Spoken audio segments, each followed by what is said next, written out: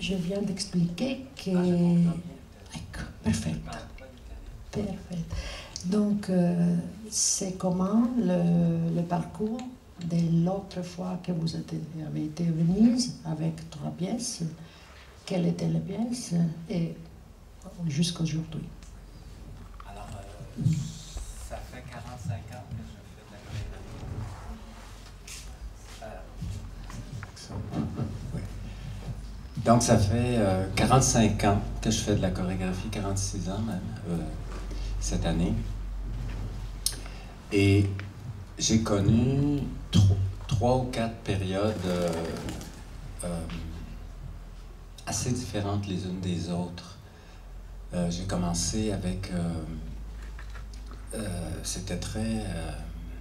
dans l'air du temps, l'époque, au milieu des années 70, j'ai fait beaucoup de danse-théâtre, c'est-à-dire que j'utilisais... c'est pas comme Pina Bausch, mais disons que j'utilisais, quand j'ai commencé à faire la chorégraphie, ça m'énervait et je trouvais ça stressant, le silence du public. Et j'avais envie d'entendre le public, donc j'utilisais beaucoup d'éléments théâtraux, des scènes même reconnaissables, des mots, des cris, pour avoir une réponse du public, un rire ou des exclamations ou des choses comme ça. Pendant plusieurs années, j'ai travaillé de cette façon-là. Ensuite, j'ai connu une autre période où la source d'inspiration était d'abord des dessins que moi je faisais, relativement abstraits, et je faisais improviser les danseurs sur mes dessins et j'écrivais mes chorégraphies à partir de ces improvisations-là. C'était très précis à la fin, mais il y avait un processus d'improvisation très important dans le processus de création. Et tout ça nous mène à 2001 où c'est assez particulier. Le hasard a fait que j'ai rencontré un junkie dans la rue, assez jeune, il devait avoir 19 ou 20 ans, et sans savoir qu'il était junkie, puis finalement j'ai découvert sa vie, et je trouvais ça extrêmement dur et triste à quelque part. Et plutôt que de l'éloigner de moi, je suis resté assez près de lui pendant 7 ou 8 années, et ça a été une immense source d'inspiration, de création pour moi. J'ai l'impression que j'ai connecté de façon très première, très primale, avec cette génération-là que je ne connaissais pas, qui menait une vie assez difficile en fin de compte. Et ça m'a fait créer, donc, ça m'a bouleversé, moi personnellement, ça a bouleversé énormément ma création. Et j'ai créé donc une première pièce à partir de cette source d'inspiration-là qui s'appelait Amour, acide et noix. Et depuis, je travaille donc dans ces éléments-là, avec relativement les mêmes éléments. C'est à ce moment-là que j'ai commencé à travailler avec la nudité complète également, de la part des danseurs. C'était pas évident, j'avais pas ça comme à l'esprit, mais j'étais rendu là dans mon parcours, je me disais, puisque mon travail premier de chorégraphe, c'est d'écrire avec le corps, poussé à son extrême limite, le corps, il est nu, le corps, les vêtements, c'est quelque chose les vêtements donnent un sens social, théâtral, sinon social aux interprètes sur scène. Un vêtement ne peut pas être neutre, alors que la nudité, c'était pour moi la façon la plus juste que j'ai trouvé de parler exclusivement du corps. Donc c'est ce que j'ai présenté ici au Teatro Altese en 2009, ces trois premières pièces-là. Une que j'ai créée en 2001, une autre en 2004 et une autre en 2007. Voilà, je vais peut-être vous laisser d'abord traduire ça. Tante cose. Allora dice, sono 46 anni che coreografa e può dire che ha attraversato dei periodi molto diversi tra loro. E in un primo tempo faceva qualcosa che si potrebbe dire danza-teatro negli anni 70, ma non nel senso di Pina Bausch, nel senso che temeva il silenzio del pubblico, amava provocare delle reazioni dal pubblico, non averlo lì. E poi ha avuto una fase in cui si partiva per improvvisare da parte dei danzatori da disegni suoi relativamente astratti e poi da queste improvvisazioni si lavorava la coreografia. E arrivando al 2001 in cui ha incontrato Jean, la persona che vous avez rencontré, le nome? Jocelyn. Che aveva una vita molto diversa, di una generazione molto diversa, e quindi anziché starne lontano è stato accolto e ha dato ispirazione, ha colpito molto, lo ha cambiato molto, è rimanendo per 8 anni nel gruppo. E da lì sono nati degli altri lavori, tra cui il primo, Amour assis de Noir, e lì ha cominciato a lavorare con la nudità completa. Non era una cosa prevista, ma siccome il lavoro primario del coreografo è scrivere con il corpo nel modo più diretto, e siccome anche socialmente la nudità non è neutra, quando si vuole parlare esclusivamente del corpo è una scelta.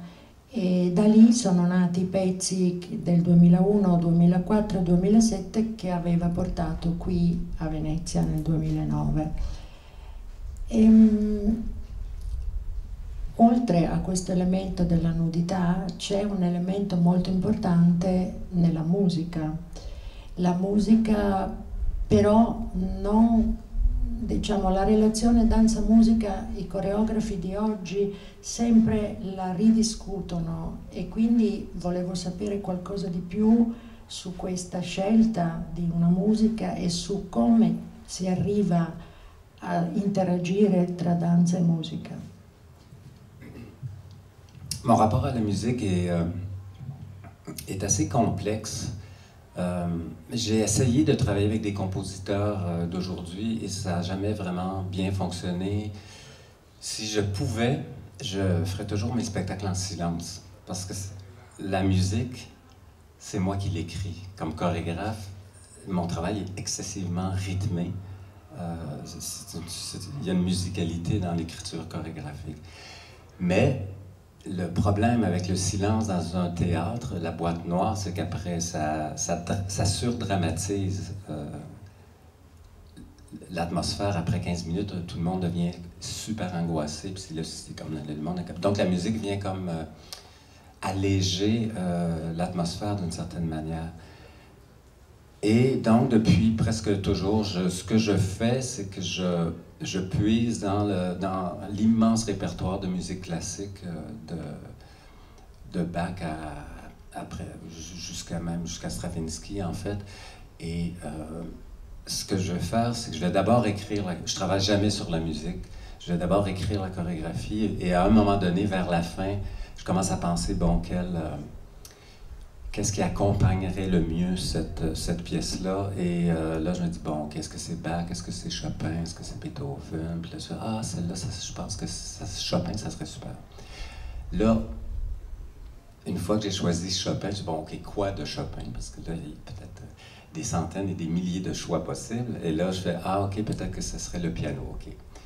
Le piano seul. Alors, à partir de là, je dis, bon, quoi, les nocturnes, etc., les scherzos.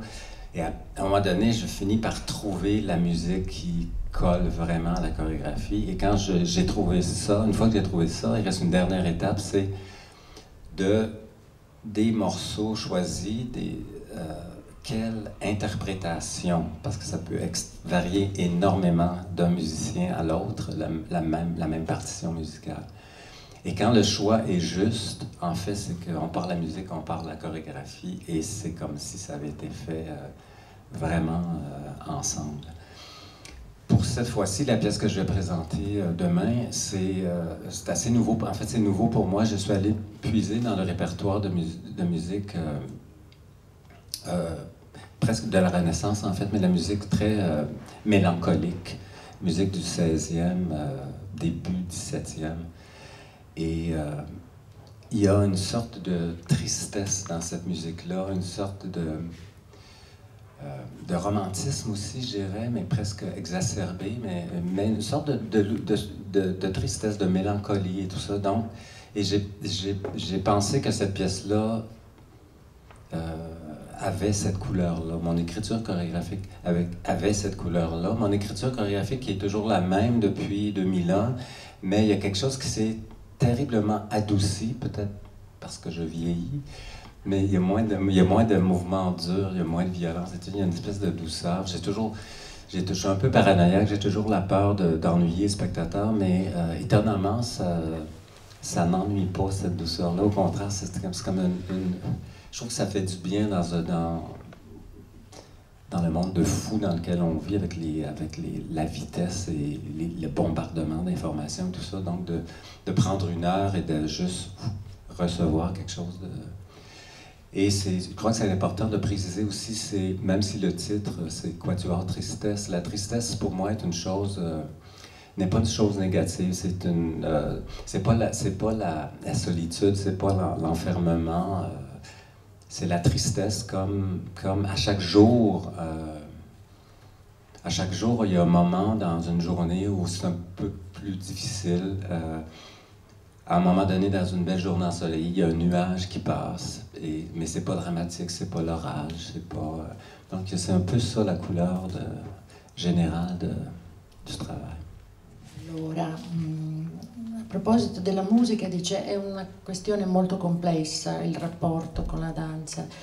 Ha provato a lavorare con dei compositori attuali, ma non ha mai funzionato bene.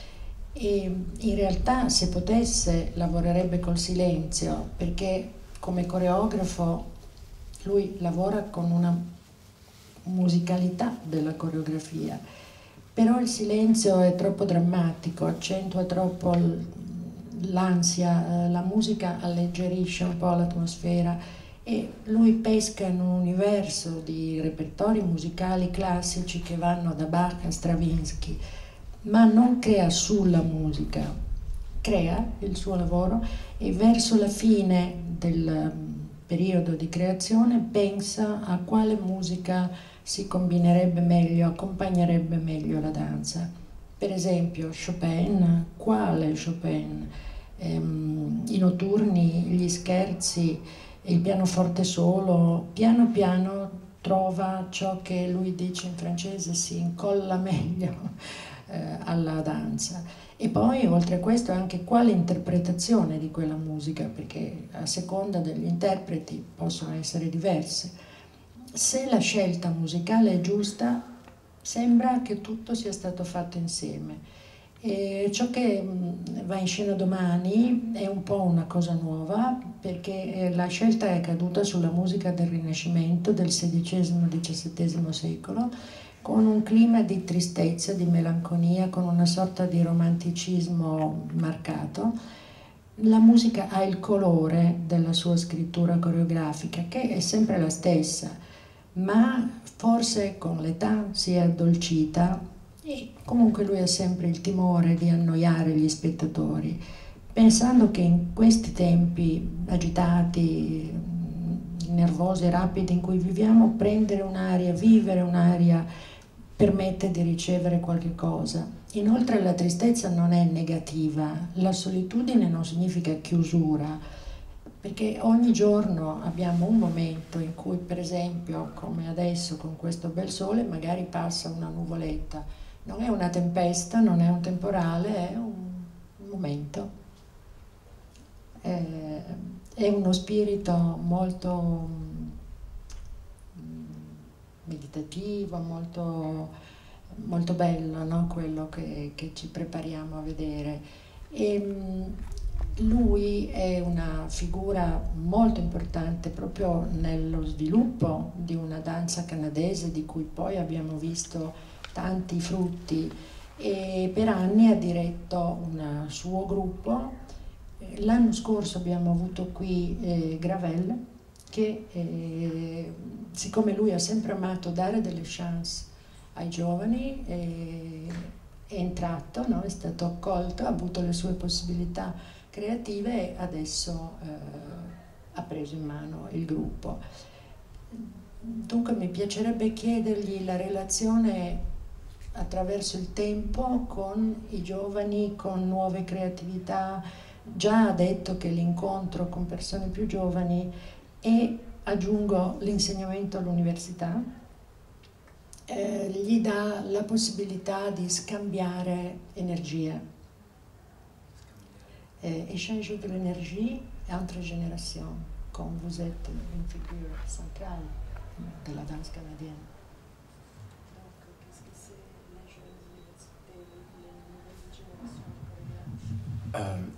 On dit souvent que j'ai eu la chance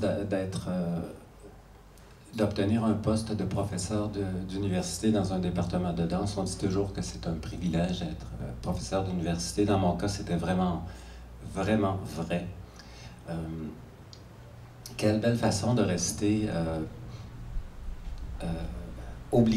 obligatoirement connecté avec chacune des générations qui vient d'une cohorte à l'autre. Et j'ai été professeur 22 années et je peux vous dire que ça change énormément les gens. Que vous avez parlé tantôt de Frédéric Gravel que vous avez vu, je crois, l'an dernier, ici à la Biennale, à qui j'ai d'abord enseigné comme étudiant au département de danse et qui par la suite a fait son propre chemin et aujourd'hui, ben, il a pris... L'an dernier, il a pris le poste de directeur artistique de ma compagnie, ce que je trouve très bien, en fait. Ça me permet d'avoir un peu plus de temps à moi de faire juste ce qui me plaît, en fait, la création chorégraphique. Oui, donc je reviens à ce que la question... sinon, avoir des enfants, mais avoir des enfants, c'est avoir que quelques personnes et ils vont toujours avoir la même génération de telle façon, ils vieillissent en même temps que nous, alors que être professeur, c'est à chaque fois revenir avec des gens qui ont 18, 19, 20, 21 ans et 3 ans plus tard, on recommence et on recommence et on recommence. Et là, on voit qu'il y a d'énormes différences d'une génération à l'autre, ne serait-ce que le rapport ou le changement des nouvelles technologies et les incidences que ça a eu sur eux comme personnes, sur les relations qu'ils ont entre eux, sur le rapport qu'ils ont avec la forme d'art qu'ils étudient, jusqu'à quel point les nouvelles technologies influencent le travail d'un acteur, d'un danseur, mais surtout des créateurs. Alors c'est fantastique d'avoir eu cette chance-là. Et ça m'a permis aussi, donc, là où j'enseignais, quand j'ai recommencé, j'ai d'une certaine manière recommencé en 2001, même si j'ai jamais arrêté, mais quand j'ai créé Amour-Assez des Noix, j'ai créé la pièce il y avait 4 danseurs et 3 de ces danseurs-là étaient de mes étudiants qui venaient juste de terminer. Donc j'ai recommencé avec des très jeunes danseurs et eux m'ont suivi pendant une quinzaine d'années. Donc ça a contribué à faire que c'était vraiment comme une nouvelle... C'est difficile pour un chorégraphe de dire « Ok, je laisse tomber mes vieux danseurs » parce c'est confortable, hein, c'est comme une vieille paire de chaussures.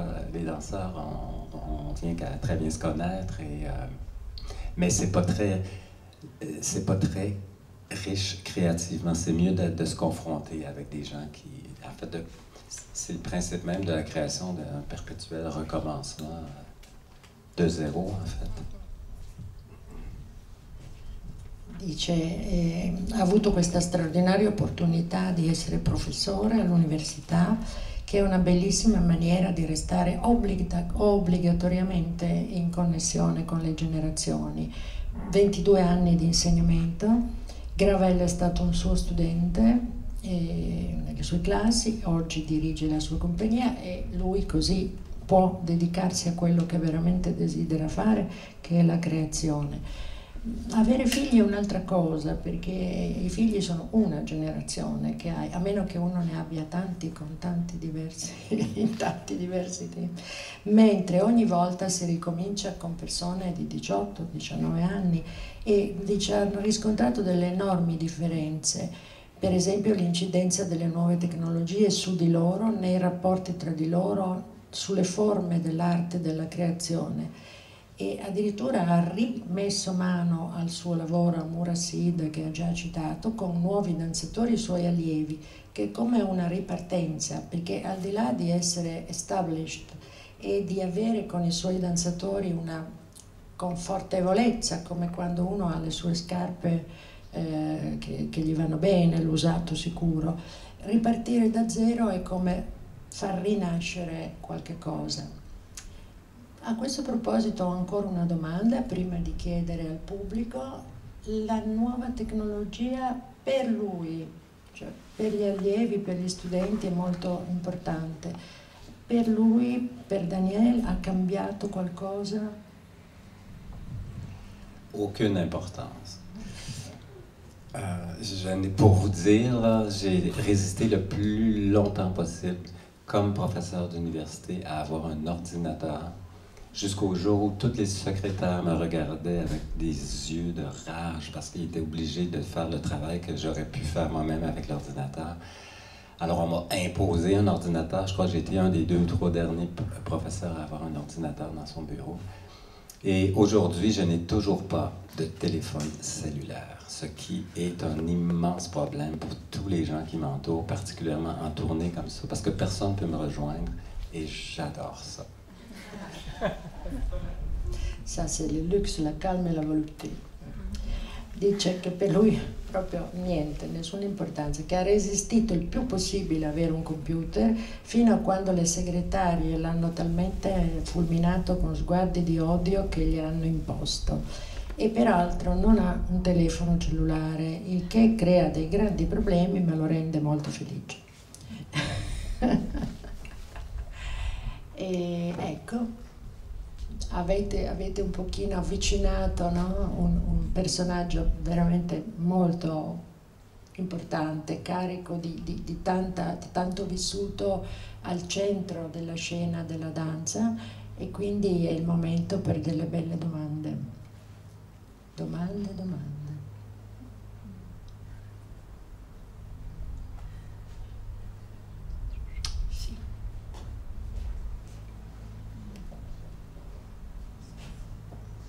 Hello. English is okay? Yes. I read for you to build a choreography is like to build a building, and so I guess there is I think architecture is really important in your way to create. And reading the program about the performance of tomorrow, I think it's clear even in the structure of the work. And so I would like to know if architecture or in general visual arts are also important in the way to think about the body, and if somehow also the decision to use nude body is influenced from visual arts or architecture in general. OK. Je peux répondre en français, oui. Donc, effectivement, j'ai eu une formation d'architecte. J'ai fait de la danse finalement, mais j'ai d'abord été inscrit à l'université en architecture. J'ai arrêté cette formation-là pour devenir danseur d'abord et chorégraphe par la suite. Mais si on m'a accepté dans une faculté d'architecture qui était quand même assez difficile d'entrer là, c'est très contingenté, c'est que j'avais la sensibilité, je crois, j'étais relativement bon en sciences et je pense que j'avais une sensibilité artistique, alors les gens disent, bon ben, tu vas aller en architecture. Mais donc, d'avoir cette sensibilité, c'est une sensibilité, en fait, non pas que j'ai apprise, mais que j'avais. Là où je trouve que c'est extrêmement similaire, l'architecture et la chorégraphie, c'est que, qu'est-ce que c'est l'architecture? On peut imaginer qu'il y a un espace vide et tout à coup, il y a des gens qui décident de construire un édifice, une place, une rue, un petit jardin. Et tous ces espaces-là, qui sont le plein, créent le vide, en fait. L'architecture, c'est c'est ce qu'il y a entre les buildings. Et qu'est-ce qu'il y a entre les buildings? C'est l'être humain qui se promène dans ces espaces-là. Je trouve que l'espace scénique, chorégraphique, est extrêmement similaire à un espace de vie rempli de... J'utilise En fait, il n'y a que 2 éléments dans mon travail chorégraphique. Il y a l'espace qui était archi important. Je suis vraiment maniaque à ce niveau-là. La précision il y a toujours des marques au sol. Les danseurs sont jamais dans un plus ou moins à quelque part. Les danseurs sont vraiment toujours précisément à quelque part à 1 ou 2 centimètres près. Parce que pour moi, c'est très... si j'ai 2 ou 3 danseurs sur scène, la distance entre eux et là où ils sont dans cet espace-là, qui est toujours un espace vide, soit ça fonctionne, soit ça ne fonctionne pas, et c'est des règles que je ne comprends toujours pas, même après 50 ans de travail, mais je sais qu'il y a des... Bon, il y a des choses comme, semble-t-il, le nombre d'heures qui a un certain sens, mais je crois vraiment qu'il y a des... qu'est-ce qui fait que 2 ou 3 éléments on regarde ça et on fait « Ah, c'est beau », même si parfois ça peut être tout à fait... C'est pas nécessairement beau dans un sens classique où c'est les colonnes très enlignées, tout est tout à fait régulier, ça peut être complètement défait, mais ça reste, il reste qu'il y a quelque chose qui fonctionne. Et ça, je pense que c'est ma sensibilité première quand je chorégraphie. Et de là, de ces corps-là, donc les corps exécutent aussi certains mouvements. Mais pour moi, un danseur ne peut pas bouger s'il n'est pas d'abord situé quelque part. Je crois que c'est là où, peut-être le plus grand rapport que j'ai avec l'architecture ou l'architecture, oui, comme lieu d'expression. Mon rapport aux arts visuels est assez, parce qu'il y avait 2 parties à la question. Mon rapport aux arts visuels est, bon, je suis toujours assez curieux d'aller voir ce qui se fait dans tous les domaines. Je suis un peu moins sensible aux trucs de nouvelles technologies, mais disons tout ce qui concerne la peinture, la sculpture, même les performances, même l'art conceptuel. Mais j'ai une sensibilité particulière au dessin. Je trouve que là aussi, c'est peut-être ce qui se rapproche le plus de l'exercice de la chorégraphie ou de la danse. Le dessin, en fait, j'ai beaucoup dessiné moi-même. Je n'ai pas la prétention d'être un artiste visuel, mais je trouve que le dessin, c'est comme faire la chorégraphie. La chorégraphie, c'est à 3 dimensions avec les danseurs qui seraient les crayons ou les pinceaux que j'utilise. Et le dessin, c'est une feuille plus ou moins carrée ou rectangulaire et sur laquelle je vais utiliser des crayons ou des pinceaux. C'est plutôt des crayons en général. Les pinceaux, c'est plus la peinture. Et donc, le crayon, et c'est les mêmes paramètres. C'est le mouvement, c'est les pleins, les vides, les espaces qu'on crée. Si je trace un gros truc comme ça au milieu de la feuille, déjà, je viens de faire une marque. Je suis obligé de continuer à dessiner autour de cette marque-là qui est très forte. C'est les mêmes paramètres de travail. Donc, comme on ne peut pas toujours être en studio avec des danseurs parce que ça coûte cher les espaces, ça coûte cher les danseurs et tout ça. Je trouve que c'est entre chacune des périodes de création de la chorégraphie, j'aime beaucoup dessiner, c'est une façon pour moi de continuer à pratiquer, à continuer à résoudre des problèmes qui sont assez similaires.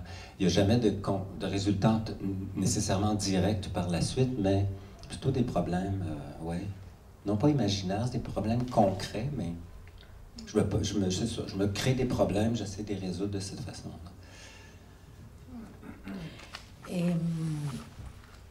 A proposito della domanda che riguardava l'architettura e le arti visive, se c'è una relazione nel suo coreografare con, per esempio, costruire un edificio, e dice che per lui, per il pensiero sul corpo sono molto importanti. E la domanda riguardava anche eventualmente il rapporto con la nudità. Dice che ha una formazione iniziata con architettura, che ha poi interrotto per passare alla danza. Indirizzarsi verso l'architettura era per via del fatto che gli si riconosceva una sensibilità artistica che non ha imparato, ma che aveva dentro di sé.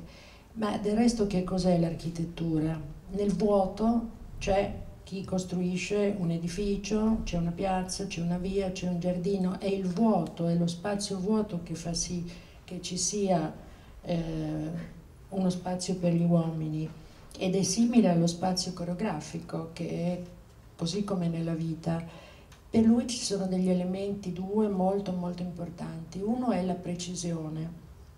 Ci sono per i suoi danzatori dei marchi, dei segni sul suolo per avere i posizionamenti esatti, secondo delle regole che forse nemmeno capisce da un punto di vista astratto così, ma che funzionano, fanno dire è bello anche se non in senso classico, regolare, ma c'è qualcosa che funziona. E per lui il danzatore non può cominciare a muoversi se non è situato, se non è posizionato. Nelle arti visive ha sempre grande curiosità di vedere ciò che accade, non tanto sul fronte tecnologico, ma pittura, scultura, architettura e il disegno. Il disegno per lui è molto vicino alla danza, lui stesso disegna molto, senza pretendere di essere un artista visivo. La danza è in 3 dimensioni, ma con le matite, i fogli, determina comunque degli spazi, c'è qualche centro e poi intorno si costruisce, anche perché provare con i danzatori in sala non è sempre possibile, costa, e disegnare lo aiuta, lo allena a trovare il modo di risolvere problemi. Disegnare o coreografare è un risolvere problemi. Parce qu'il y avait une troisième partie à sa question, donc le corps nu et l'architecture. Évidemment, le corps a sa propre architecture, mais ce qui m'intéresse, je le travaille avec ces éléments-là, mais j'essaie de travailler tous les composants d'un corps humain, et je crois que c'est une des raisons pour lesquelles je travaille avec le corps nu aussi. J'aime bien que le spectateur soit capable de voir les émotions, les intentions, les doutes, les petits déséquilibres, les petites hésitations, l'intelligence, la sensibilité, tous les paramètres qui composent le corps humain. Donc le corps est vivant, alors que l'architecture ou les arts visuels, c'est quelque chose, une fois que le dessin c'est quelque chose de mort, il est perçu.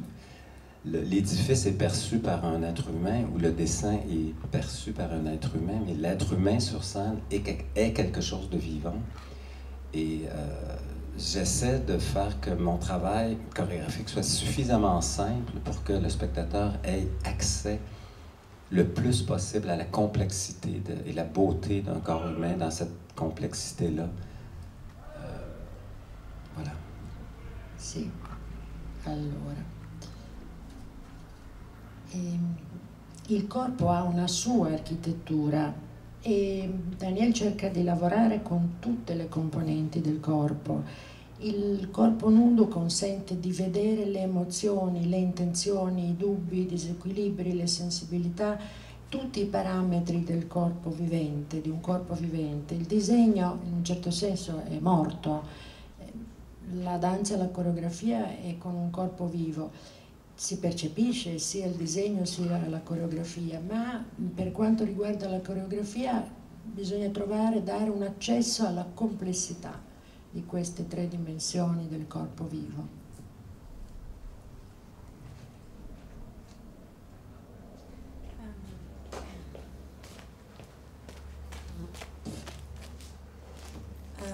Vous avez dit que la musique vient après votre chorégraphie.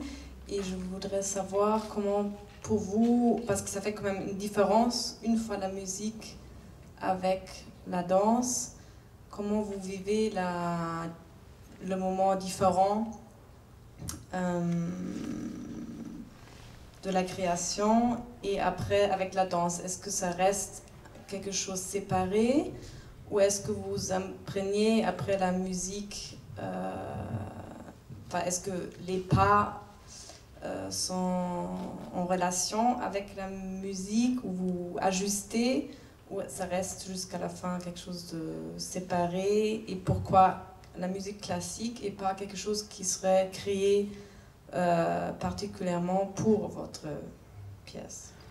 La musique n'est pas particulièrement séparée du travail, mais elle n'est pas liée au travail.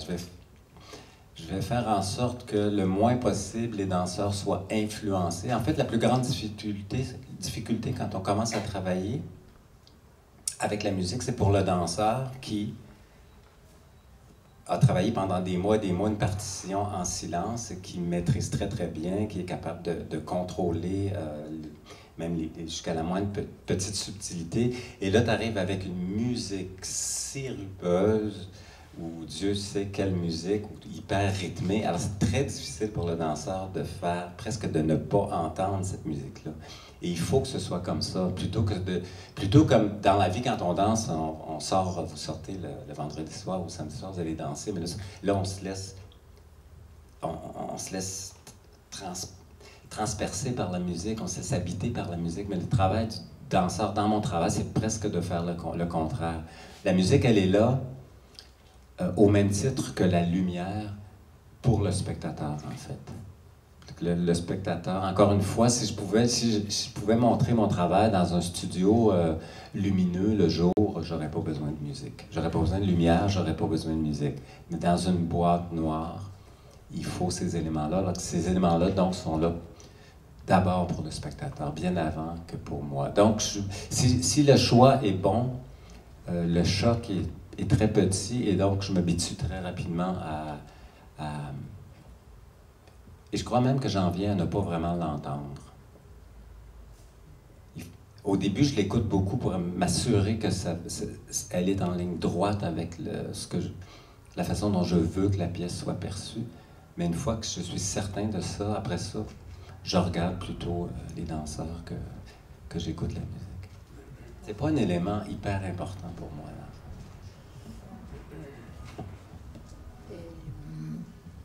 La musica, la domanda era come funziona questo fatto della musica che arriva dopo, e questo fa sì che rimanga come un'aggiunta o qualcosa di separato, e poi perché la musica classica e non una musica originale. Lui dice che non è né particolarmente separata né particolarmente legata, non vuole che i danzatori siano troppo influenzati, troppo dipendenti dalla musica. Chiaro che succede che dopo aver lavorato per loro così tanto tempo in silenzio, dove hanno il controllo preciso di tutto quello che hanno maturato, c'è un momento un po' più di shock, ma quello che lui desidera è che ci si lasci abitare dalla musica con naturalezza, e se la scelta è buona dovrebbe accadere questo. La musica è là, così come la luce. Se si potesse mostrare la danza di giorno in uno studio dove la luce c'è, non servirebbe neanche la musica. Lui ascolta molto la musica per accertarsi di come può essere percepita, ma poi non se ne occupa più e guarda piuttosto i danzatori.